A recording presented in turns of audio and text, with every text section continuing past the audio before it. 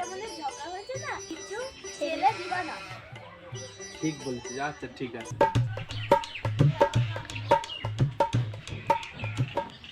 দাদা তোর কাছে 10 টাকা হবে, আমি স্কুলে যাব। না রে, আমার কাছে 1 টাকাও নেই রে। পুন্নি তোর কাছে 10 টাকা হবে, আমি স্কুলে যাব।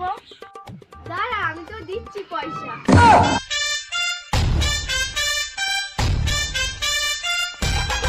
কি রে দাদা, একটা ছোট একটা বাচ্চা মানুষ তোর কাছে পয়সা চাইতে, তুই দিলি না?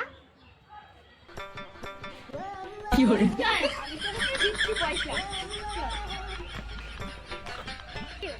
ও যদি কেমন মানুষ, ওর কাছে পয়সাই যাবি না। আমি থাকি তুই ওর কাছে যাস কেন? আমি যতদিন আছি তুই আমার কাছে যাবি।